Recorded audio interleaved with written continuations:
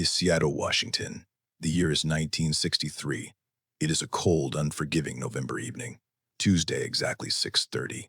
The city above is dark and wet, wrapping itself in the bitter, freezing chill of the coming winter. But down below, hidden away from the busy, noisy streets, there is a completely different world. It is a damp, quiet basement martial arts gym. You have to walk down a narrow, shadowy flight of concrete stairs just to find it.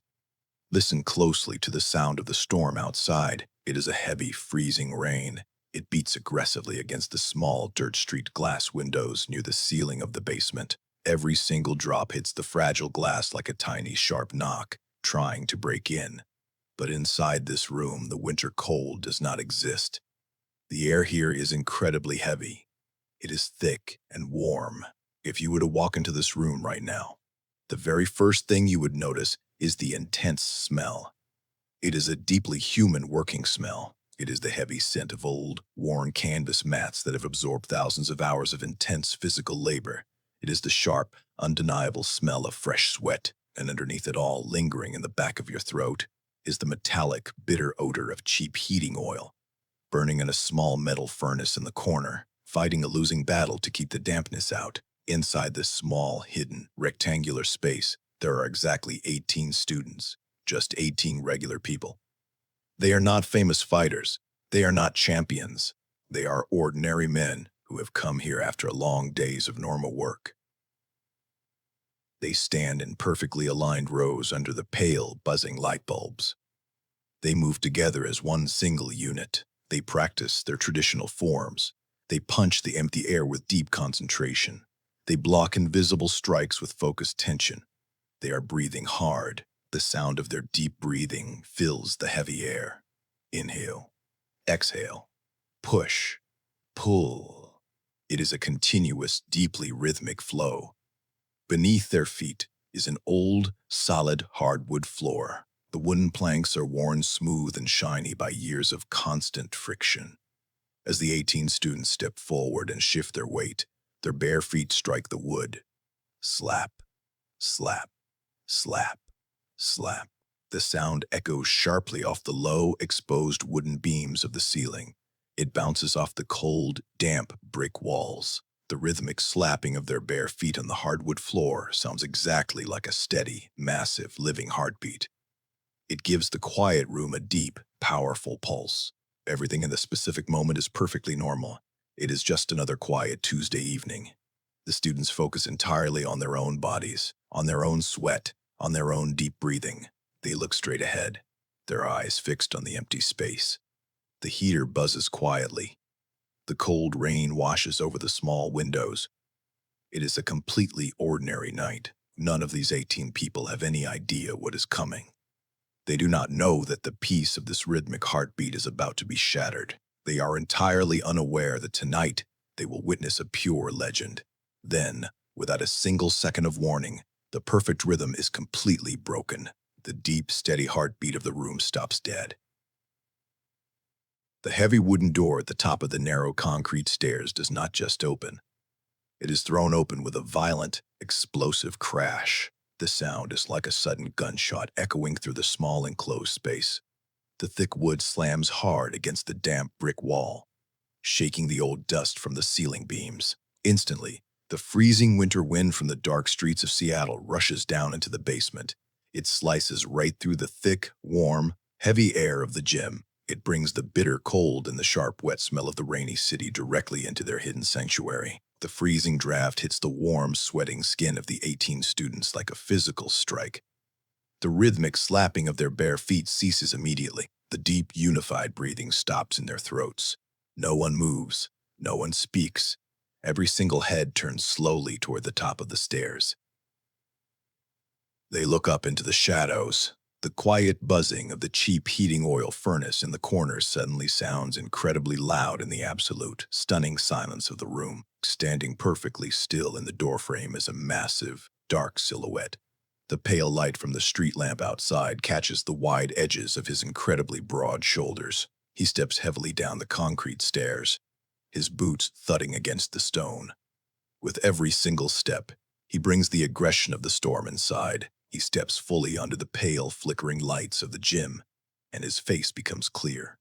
He's a famous local judo champion, a man widely known in the fighting circuits for his terrifying, unbreakable grip and his crushing physical dominance. But he is not here to train tonight.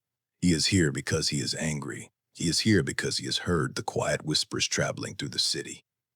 For weeks, impossible rumors have been spreading through the underground martial arts community. Rumors about a very young Chinese martial artist who has opened a small school in this exact basement. The stories say this young man moves with a blinding, invisible speed. The stories claim he does not fight with rigid traditional forms, but instead flows like water, striking with a force that makes absolutely no logical sense for a man of his small size. To the massive judo champion, these stories are a deep insult. He has spent his entire life lifting heavy iron, throwing grown men through the air, and building his body into an impenetrable fortress of thick muscle. He believes in the absolute laws of physics, in heavy mass, and in brutal gravity. He believes that a small man can never defeat a giant. He has come to this damp basement tonight for one specific reason. He wants to expose the myth. The massive figure of the judo champion moves slowly into the center of the gym. He walks with a heavy, rhythmic thud that seems to make the floorboards groan under his weight. As he steps directly under the dim, buzzing fluorescent lights, the full scale of his physical presence is finally revealed to everyone in the room. He is a mountain of a man. He stands at a towering 6 feet and 2 inches tall. He is built with a terrifying density. He weighs 220 pounds of solid functional muscle. This is not the soft, decorative muscle of a gym goer. This is the hardened, battle-tested muscle of a champion who has spent his entire life grappling on the mats. His neck is incredibly wide, so thick it seems to blend directly into his powerful shoulders. It looks like the trunk of an ancient, unyielding oak tree. His forearms are a sight that no one in the basement can ignore. They are thick and corded, covered in a network of prominent, pulsing veins that look like blue vines wrapping around heavy stone. His hands are wide and scarred, permanently hardened from years of gripping heavy cotton uniforms and twisting the limbs of his opponents. These are the hands of a man who has spent thousands of hours throwing grown men to the air, using sheer gravity and mass as his primary weapons. He stands with his chest puffed out, a raw and animalistic display of aggression. He is breathing heavily, the sound of his lungs drawing in the thick air like a bellows. Every student in the gym can feel the heat of his anger. He radiates a heavy, crushing energy that seems to make the small basement feel even tighter than it was before. And then there is the incredible contrast. Standing in the exact center of the hardwood floor, waiting with an absolute and unnatural stillness, is the man the champion came to destroy. Bruce stands only 5 feet and 7 inches tall.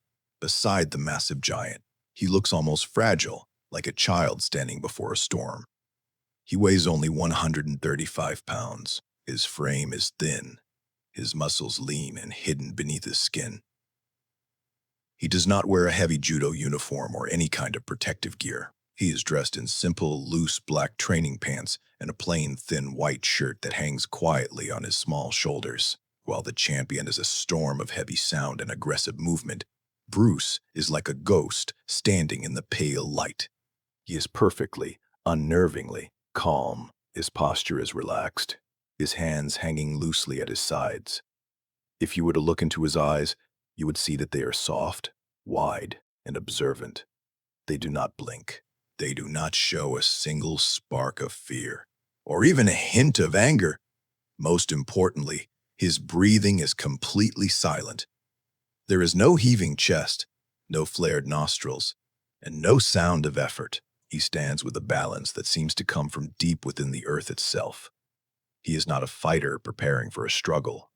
He is a man who has already found his center. The physical difference between them is absolute. One man is a colossus of bone and sinew, built for brute force. The other is a slender, quiet figure who seems to occupy no space at all. It is the ultimate picture of legendary contrast. You are looking at a small, quiet stream flowing steadily toward a massive, unmoving boulder. The stream does not look dangerous, but the boulder is about to be moved. The judo champion does not wait for an invitation. He moves. with a heavy, crushing deliberation. Stepping onto the edge of the training mat, the canvas groans under his 220 pounds of aggressive mass. Every footfall is a statement of dominance, a dull, resonant thud that vibrates through the floorboards and into the souls of the 18 students who stand frozen along the perimeter in a room governed by the strict, ancient codes of martial arts. His first move is a calculated act of war. He does not bow. He does not acknowledge the sanctuary of the dojo or the traditional respect due to a teacher. He stands tall, his spine unyielding, looking down at the smaller man before him with a gaze that is pure, unfiltered condescension. To him, the lack of a bow is not just a breach of etiquette. It is an announcement that he does not recognize the person in front of him as an equal, let alone a master. Slowly, the giant raises his right arm. His hand is a massive, scarred instrument of leverage. The skin of his palms thickened into yellowed armor from a lifetime of gripping heavy cotton uniforms. He extends a single, thick, calloused finger, pointing it directly at Bruce's chest. The distance between the finger and Bruce is barely 3 feet, yet it feels like a physical intrusion. "You teach a fantasy," the grappler growls. His voice is a low, gravelly rumble that seems to come from deep within his barrel-like chest. It is a voice used to shouting over the sounds of a crowded gymnasium, a voice that expects to be obeyed. "I've watched you. I've heard the talk, all that flashy speed, those dancing feet, and those little snapping strikes. It means absolutely nothing in a real fight. It's a performance for children." He takes another half-step forward, his massive shadow stretching across the mat until it completely swallows Bruce's smaller frame. The air between them is charged with a static tension so thick it feels like it could be cut with a blade. The world is built on weight and grip. The champion continues, his arrogance mounting with every word. "If I get my hands on you, and I will, the fight is over in that exact second. There is no speed fast enough to escape a crush. I will wrap my arms around you, and I will break you in half. You aren't a fighter. You're just too small to occupy this space." Then he laughs. It is a deep, mocking sound, a braying of pure overconfidence that fills the tight, damp basement. The sound bounces off the low-hanging wooden beams and the cold brick walls, mocking the quiet discipline that usually defines this room. The 18 students feel the laughter in their own chests, a cold weight of doubt. They look at the giant, then at their teacher, waiting for the silence to break. Bruce remains a statue of calm, but the air in the gym has reached its breaking point. The build-up is over. The collision is inevitable. The echoes of the champion's mocking laughter slowly die away, but the silence that replaces it is far heavier and more suffocating than the noise. The 18 students, standing like statues along the edges of the room, are no longer just watchers. They are frozen in a state of pure, primal terror. To them, the physics of the situation are simple and undeniable. They see a 220-pound mountain of aggression standing over a man who looks like he could be blown away by the cold Seattle wind. They expect Bruce to react with the same heat he is being given. They expect his face to redden, his fists to clench, or his voice to rise in a defensive shout. They expect the friction of ego against ego. But as the seconds tick by under the buzzing fluorescent lights, the temperature of the room seems to drop not because of the winter wind, but because of Bruce's unnatural, absolute stillness. He does not blink. His posture remains so loose and centered that he seems to be a part of the hardwood floor itself. There is no shift in his weight, no adjustment of his simple white shirt, and not a single muscle fiber in his lean forearms twitches. He does not offer the champion the satisfaction of a visible threat. He does not tense his muscles in preparation for a struggle, because in his mind, the struggle has already been resolved. He simply looks at the giant. His eyes are the most unnerving part of the exchange.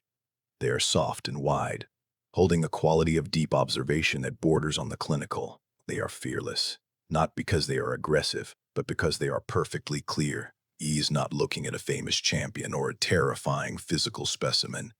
He is looking at a collection of mass, momentum, and hubris. He is analyzing the center of gravity, the tension in the giant's neck, and the predictable path of a man who believes only in weight. When Bruce finally speaks, his voice is a jarring departure from the grappler's growl. It is quiet, smooth, and possesses a steady, musical rhythm that cuts through the tension like a hot wire through ice.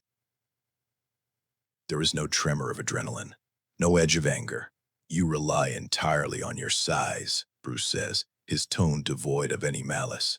It is a simple statement of fact, as if he were describing the weather. You have built a wall of muscle, and you believe that wall is your strength. But in my world, size is only a useful tool if it is allowed to connect. Force without contact is merely wasted energy. You are a boulder, but you are trying to catch the wind. He takes a small, almost invisible breath, his chest remaining perfectly calm. The 18 students feel the shift in the room. The air becomes electric. To grab me, you must first be able to catch me, Bruce continues, his eyes never leaving the champion's face. And to break me, you must find where I begin. You have the mass, but you lack the flow. You are rigid, and in nature, that which is rigid is the first to break. If you cannot touch me, your 200 pounds are merely a burden you must carry. Bruce slowly extends an open hand, gesturing toward the center of the mat. It is a motion of invitation, not a challenge born of ego. Step on the mat, Bruce says softly, the words echoing off the damp brick walls. Let us see if your grip is faster than my shadow. The judo champion's lips pull back into a slow, cruel smile that reveals more than just teeth. It reveals an absolute, predatory certainty. To him, the man standing 5 feet away is already a memory, a minor obstacle to be cleared from the path of his reputation. He has already processed the physics of the next 3 seconds in his mind, and in every version of that reality, the Chinese man's spine meets the hardwood floor at terminal velocity. The giant begins his movement by shifting his weight. This transition is not subtle. It is the heavy mechanical grinding of a siege engine being brought into position. He lowers his center of gravity, dropping into a deep, powerful stance. His massive thighs, each one as thick as Bruce's entire waist, tense until the fabric of his heavy training pants looks ready to burst. He becomes a crouched animal, a 220-pound mountain of aggression that has suddenly decided to become a projectile. Then, he explodes. He rushes forward with the terrifying, single-minded momentum of a charging bull. This is not a sprint. It is an avalanche. With every violent, driving stride, the wooden floorboards beneath him do not just creak, they groan and scream under the impossible stress of his mass moving at such a high velocity. The sound is a series of rapid-fire cracks that echo against the damp brick walls like a warning. He does not lead with a fist. He does not throw a jab or a hook. Those are the weapons of men who are afraid to get close, men who want to keep their distance. He is a grappler, a master of the clinch and the toss. He extends his massive arms, his fingers hooked and rigid, like iron claws, reaching through the flickering light. His target is the plain white fabric of Bruce's shirt. He knows that in the world of high-level judo, the grip is the beginning of the end. Once those calloused fingers lock onto the cloth, once he can anchor his weight to that small frame, the fight ceases to be a contest of speed or technique. It becomes a simple, brutal contest of gravity. He intends to pull Bruce into the orbit of his power. He wants to execute a heavy, high-amplitude throw that will lift the smaller man up toward the buzzing lights and slam him back down with the full, crushing force of his entire body. He wants to hear the air leave Bruce's lungs. He wants to feel the floor shake with the impact. As he closes the distance, the physical displacement of air is undeniable. It feels as if the champion is pushing the very atmosphere out of the small basement. The oxygen seems to vanish, sucked away by the wake of his massive forward motion. The 18 students feel their own chests tighten, their lungs searching for air that is no longer there. The giant is a storm, a landslide, a physical law of nature that cannot be argued with. He is a heartbeat's breadth away. He is a second away from the crush. The space between them has vanished, replaced by the suffocating shadow of a giant who has finally reached his prey. In this microsecond, the world begins to warp and stretch until the very fabric of reality feels thin. The buzzing of the flickering lights fades into a low, oceanic hum that drowns out the heavy rain outside. Time does not just slow down. It is no longer a linear force, but a thick, viscous liquid that every person in the room is now suspended in. We are no longer watching a simple gym challenge. We are observing a fundamental collision of physical constants. The judo champion has become a pure expression of mass and velocity. 220 pounds of aggressive, focused intent have been converted into pure kinetic energy. His forward momentum is a heavy, dark tide and unstoppable force that has been refined through years of training. He is the personification of a sudden landslide, a mountain that has decided to move, and he is bringing the full weight of his history, his trophies and his pride into this one singular, devastating rush. Most men, faced with this terrifying wall of bone and muscle, would have made the fatal mistake of the ego. They would have tried to stand their ground. They would have tensed their own muscles, braced their shoulders, and tried to push back against the coming tide. They would have attempted to match force with force, believing that a strike can only be answered by a block, and that mass can only be stopped by mass. But Bruce Lee is not a man governed by ego. To Bruce, the giant is not a threat to be feared. He is merely a vector to be analyzed. He is an object following a linear path through the dim space. Bruce understands a secret that the massive champion has never learned. The most efficient way to survive an avalanche is not to try and stop it, but to simply not be where it is going when it arrives. The distance between them vanishes. The giant's hands are no longer just reaching.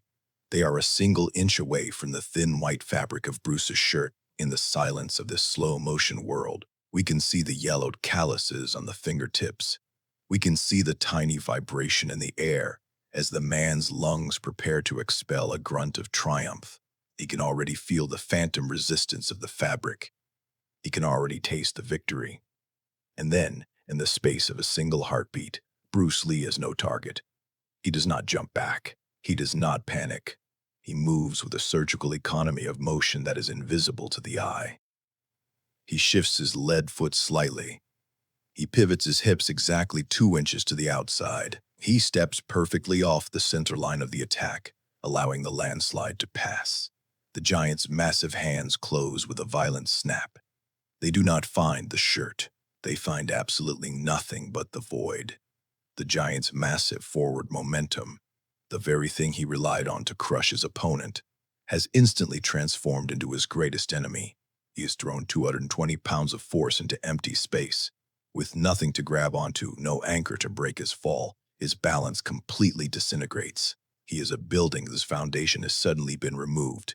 He stumbles forward, his heavy boots scrambling against the hardwood, desperately trying to stop his own inertia. His broad shoulders dip. His thick neck extends forward, completely exposed.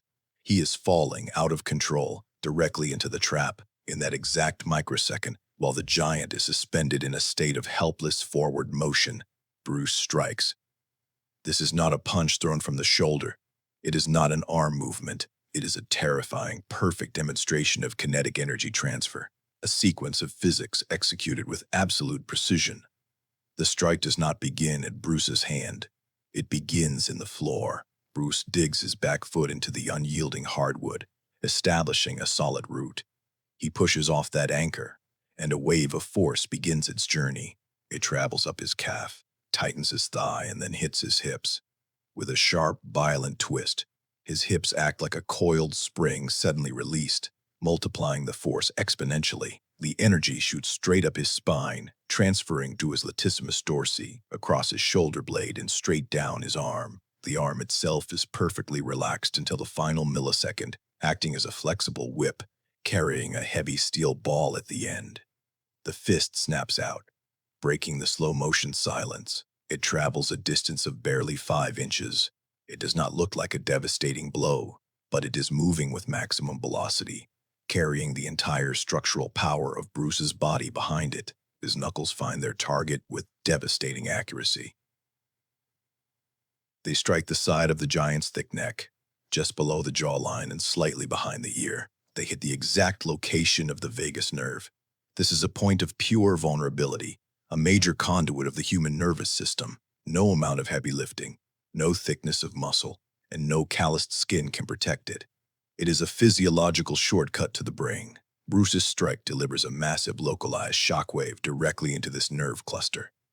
The impact is hard, sharp, and perfectly focused. It is pure leverage and precision, completely bypassing the giant's muscular armor, sending a sudden, overwhelming electrical surge straight into his central nervous system. The entire exchange, from the moment the giant launched his attack to the moment Bruce's knuckles made contact with the vagus nerve, takes exactly less than 1 second.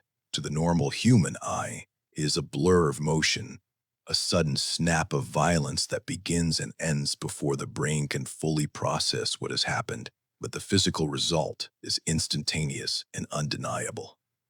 The giant's eyes instantly roll back into his head, showing only the whites. The electrical surge from the strike short-circuits his brain, cutting off all communication to his body in a single, devastating flash. His thick, powerful legs, which only a moment ago were driving 220 pounds of aggressive momentum forward, completely lose all their strength. They fold beneath him as if they had been turned to water. All of his aggressive muscle, all of the mass he had built to intimidate and destroy, shuts down entirely. He is no longer a fighter. He is simply an object, subject to the very laws of gravity he had tried to weaponize. He crashes to the old wooden floor of the gym with a sound that is both heavy and sickening. It is not the sound of a man tripping or stumbling. It is the sound of a massive, unresisting weight hitting a solid surface. He falls like a building that has just had its foundation demolished. The impact shakes the walls of the damp basement, rattling the old brickwork and sending a visible tremor through the worn canvas mats. The small windows near the ceiling seem to rattle in their frames.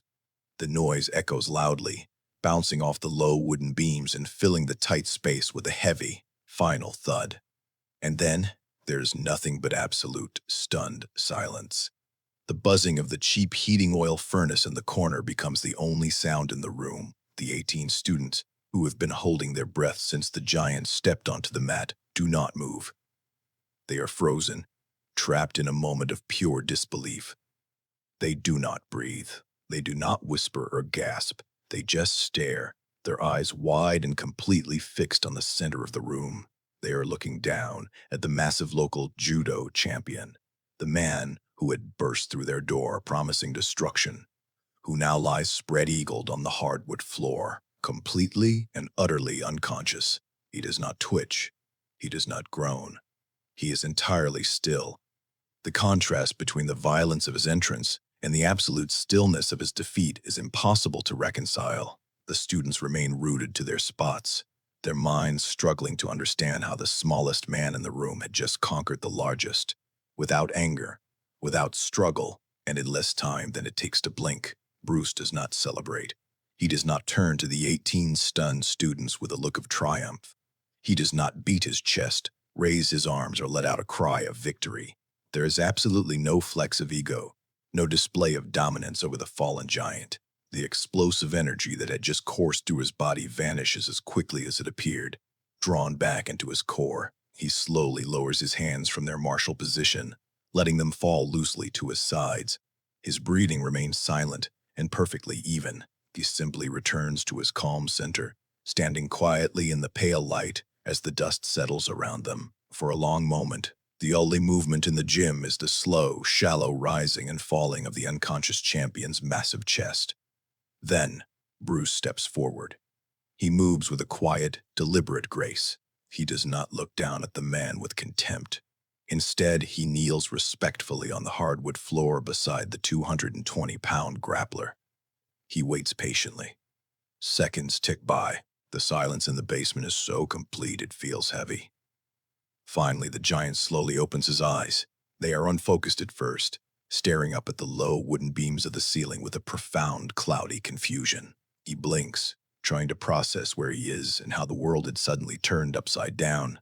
The aggressive fire that had driven him into the basement is completely extinguished, replaced by the dizzy vulnerability of a man waking from a deep, sudden sleep. Bruce leans in slightly and offers his hand. It is a small hand, lacking the thick, yellowed calluses of the judo champion, but it is steady and strong. The giant looks at the hand, then up at Bruce's calm face. Slowly, heavily, he reaches up and takes it. Bruce anchors his weight and helps the heavy man pull himself back up to his feet. The champion sways slightly, rubbing the side of his neck where the devastating strike had landed, his face a mask of humbling realization. Your strength is a great tool, Bruce tells him, his voice soft, rhythmic, and completely devoid of arrogance. It echoes quietly in the damp space. It is a beautiful thing to build, but water can carve through rock because it is formless. It adapts to whatever stands in its way. If you are rigid and arrogant, if you believe only in your own weight, you will always eventually be broken. Bruce steps back, giving the man his space.